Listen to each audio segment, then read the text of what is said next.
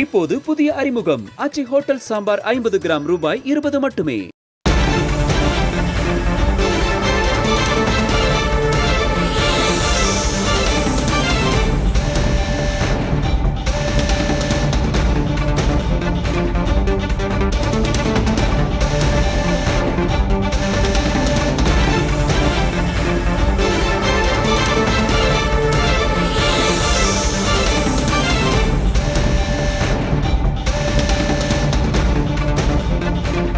அண்மை செய்தி, அதானி குழுமத்தின் பங்கு மதிப்பு 10 விழுக்காடு வரை வீழ்ச்சியடைந்திருக்கிறது.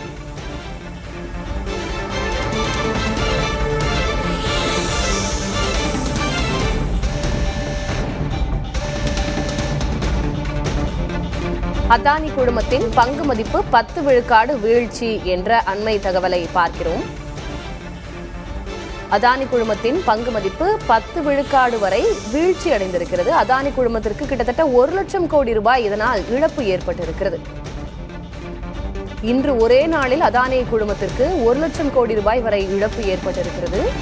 அதேபோல எல்ஐசிக்கு 12,000 கோடி ரூபாய் இழப்பு ஏற்பட்டிருக்கிறது.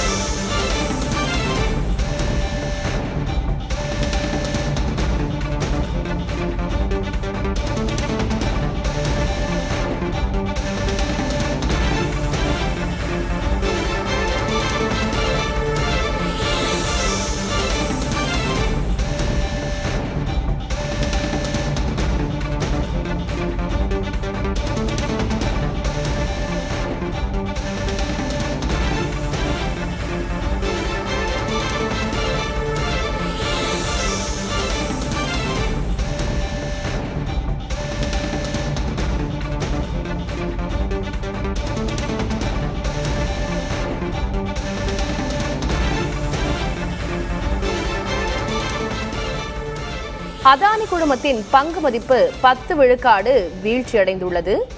இன்று ஒரே நாளில் மட்டும் அதானி குழுமத்திற்கு 1 லட்சம் கோடி ரூபாய் இழப்பு என்று கணிக்கப்பட்டிருக்கிறது. குறிப்பாக அதானி குழுமத்தில் முதலீடு செய்துள்ள எல்ஐசிக்கு 12,000 கோடி ரூபாய் இதனால் இழப்பு ஏற்பட்டுள்ளதாகவும் தெரிவிக்கப்பட்டுள்ளது. அதானி குழுமத்தின் பங்கு மதிப்பு 10 விழுக்காடு வரை வீழ்ச்சியடைந்துள்ளது என்பது அண்மை செய்தி.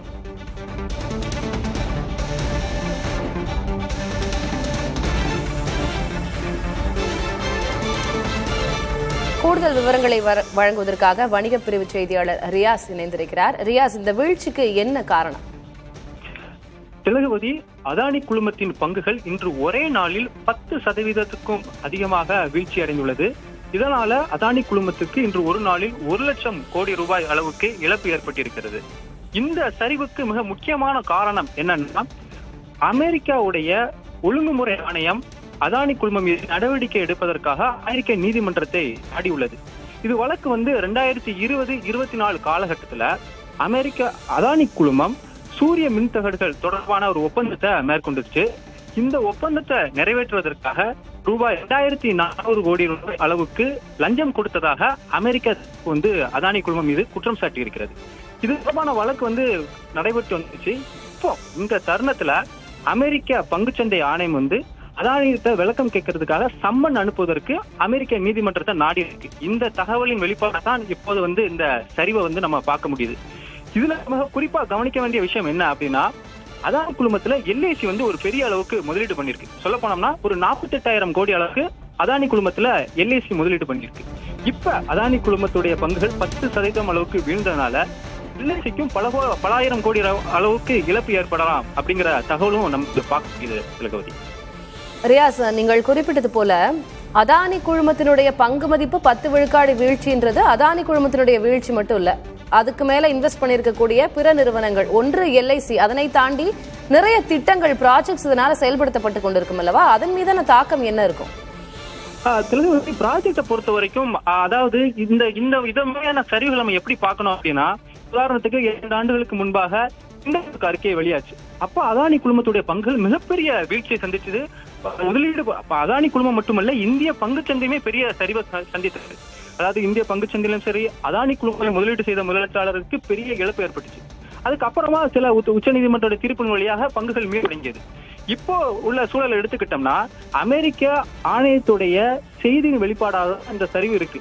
இதனால பங்குகள் மதிப்பு சரியலாம். ஆனா நீண்ட கால அடிப்படையில தாக்கத்தை நம்ம இனிமேதான் பொறுத்திருந்து பார்க்க முடியும். ப்ராஜெக்டுகள் அடி வாங்குமா என்பதை இப்ப உடனடியா நம்மளால சொல்ல முடியாது.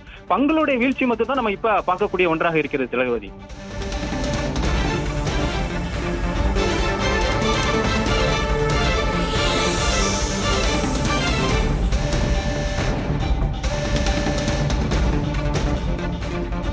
இப்போது புதிய அறிமுகம் ஆச்சி ஹோட்டல் சாம்பார் 50 கிராம் ரூபாய் 20 மட்டுமே.